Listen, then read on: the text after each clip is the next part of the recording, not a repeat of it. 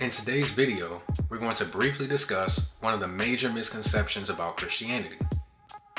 Was Christianity really spread through war and violence? Let's have a look. Number 1. The Crusades. It was Pope Urban II who initiated the Crusades. For those who don't know, a crusade is listed as a military expedition undertaken by Christian powers in the 11th, 12th, and 13th centuries to win the Holy Land from the Muslims. However, by the end of this video, you will see that this is not a Christian practice. In 1095, Pope Urban II made a provocative speech calling all Christians in Europe to wage war against Muslims in order to stake claim to the Holy Land. Urban assisted Emperor Alexius in fighting the Turks with the ambition to strengthen the power of the papal office. He later began to slander the Muslims, bending stories of their so-called anti-Christian acts to gain support for his crusade. If that wasn't bad enough, Urban promised absolution and remission of sins for all who fought and or died for this cause. Small problem. The Bible never granted remission of sins through acts of murder or by a single man other than Jesus Christ. Matthew 26 verses 27 and 28. And he took the cup and gave thanks and gave it to them, saying, "Drink ye all of it. For this is my blood of the New Testament, which is shed for the remission of sins." Remission of sins is only gained through Jesus Christ and not mere man. Pope Urban's principle is Roman Catholic in nature and not biblical at all. Furthermore, 60 to 100,000 men responded to Urban's call to war. However, many of these participants were only concerned about the riches and land that was to be obtained through the crusade. God wasn't involved in this at all, and as a result, a great number of innocent lives perished in the crossfire. Crusades began to take a turn, from waging wars in the Holy Land to merely waging war against those who opposed the Catholic Church. Pope Lucius III was responsible for the first medieval Inquisition. The Papal Inquisition, to make a long story short, left people with two choices: accept Roman Catholicism or die. In 1231, Pope Gregory IX selected a number of papal inquisitors to spy out the land, reporting those individuals who practiced different beliefs outside of Roman Catholicism.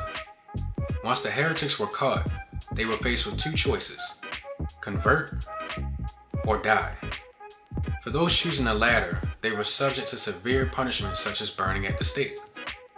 In 1252, the ad extirpanda was issued, allowing inquisitors to use methods of torture.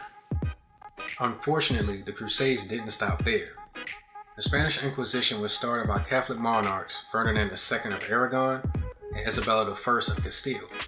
Through the Inquisition movement, thousands were exiled, tortured, and murdered. Those who stood in the way of Roman Catholicism were slaughtered unless they converted. The most significant pope of this time was Pope Innocent III. Innocent's first year was also marked by his efforts to establish his vision of papal monarchical power and authority within the Catholic Church. Through Pope Innocent's letters, the power of the Pope grew far greater than that of kings. It was through Innocent's expansion of power that popes began to use the Crusades to combat papal enemies wherever they were found. Crusades were even launched against other so-called Catholics. Is this really God's plan of salvation?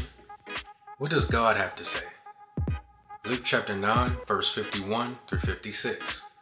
And it came to pass, when the time was come that he should be received up, he steadfastly set his face to go to Jerusalem, and sent messengers before his face. And they went and entered into a village of the Samaritans to make ready for him. And they did not receive him because his face was as though he would go to Jerusalem.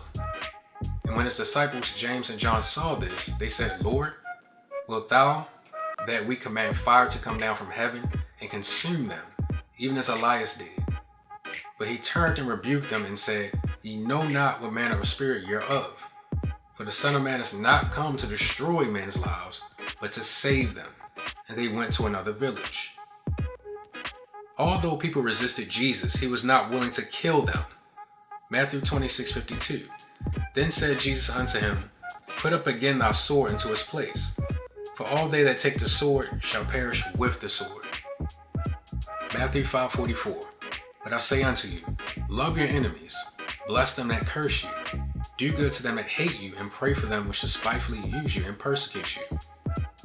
2 Corinthians 10:4. For the weapons of our warfare are not carnal, but mighty through God to the pulling down of strongholds. Carnal weapons consist of guns, knives, bombs, and many other weapons that were used on those who would not submit to Roman Catholic doctrine.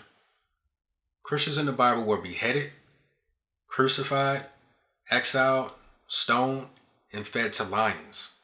It is a huge mistake to assume that God's plan of salvation involves the slaughter of innocent lives. If that is the case, then what was the point of Jesus' sacrifice? For God came to save men's lives and not to destroy them.